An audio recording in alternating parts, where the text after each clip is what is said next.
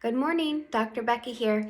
I wanted to take a minute to show one of the resources for teaching and learning that we have in the clinic that maybe doesn't get used as often. So it's a large felt board, and each of these bags have different characters that may go with a story or just other enjoyable stuff.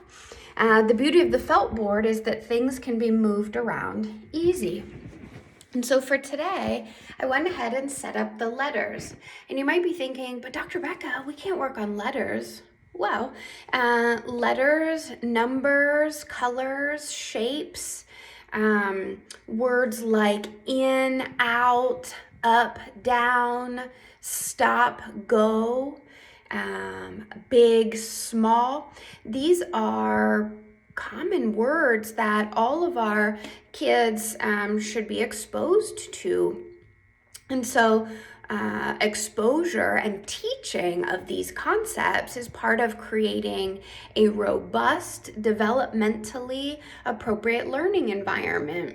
So just like there's no programs written in about playing games, we do play games, right? Or there's maybe not programs written in about reading a book, but gosh, we should be reading probably 3 or more books with our kids, because literature shows that exposure to books and literacy and reading will help in the long run.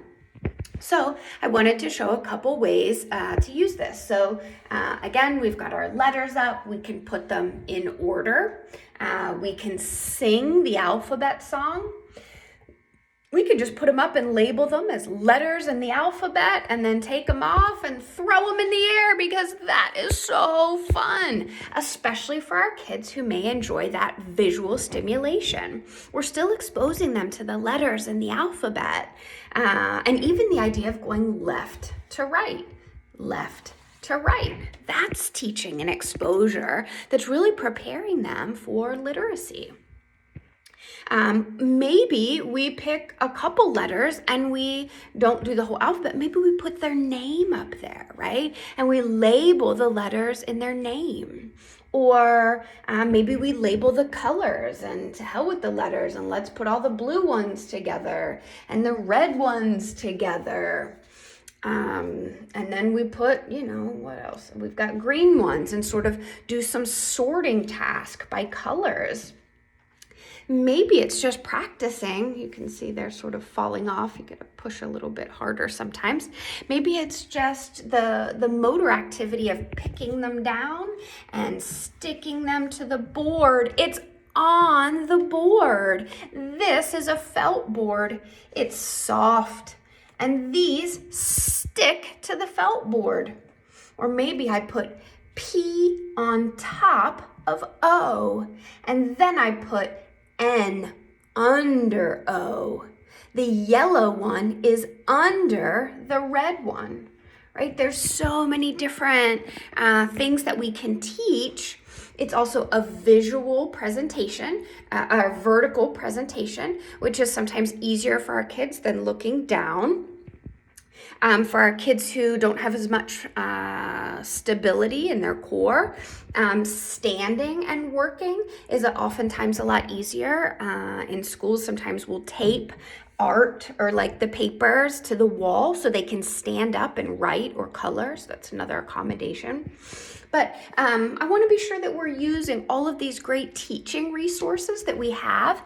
And so one of the ways that I am hopefully going to do better at that, my hands shaking, thank you, MS, is to create more of these short videos on different materials that we have, and then talk about different ways that we can use them to be teaching, right? That teaching is so important. We should be teaching all the time, right? Teaching does not require a response from the learner, and it's exposing them intentionally to content and material that is developmentally appropriate. And again, letters, numbers, shapes, colors, some of those core words, these are developmentally appropriate for our kids, and we want to be exposing them and teaching that all the time.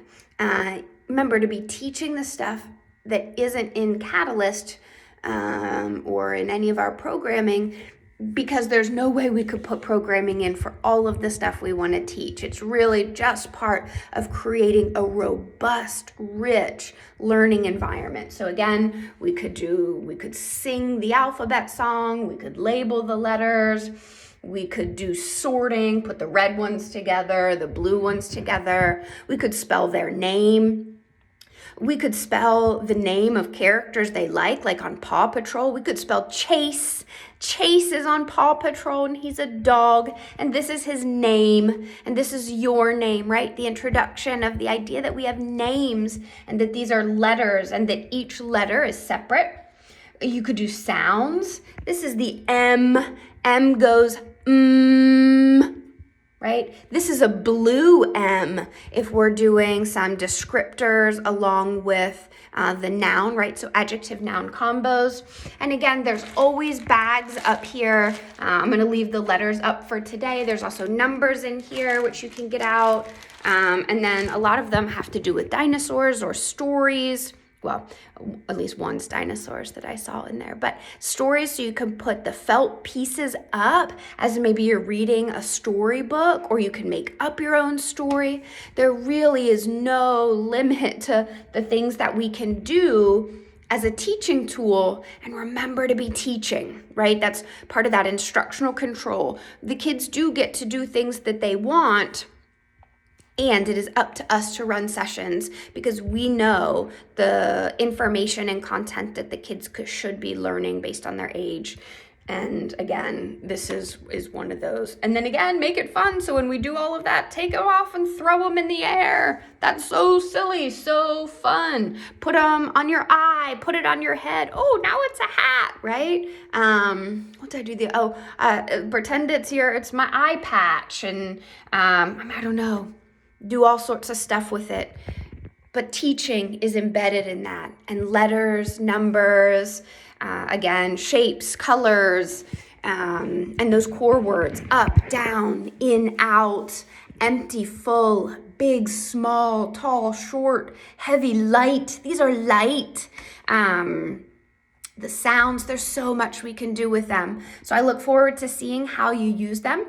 If today, so today is Wednesday, not an if, it's a when then statement, not an if then, right? That puts into the universe that they'll be happening. When you use this, log it as ongoing education in your bonus card and just put a note in there about what you did, or share on Yammer how you used it. Let's all learn from each other as we create these really rich, robust, dense learning opportunities, because we know that if our kids are with us, they're needing greater exposure, using evidence-based practice, and more frequent feedback to learn the same material as some of their peers. Thank you.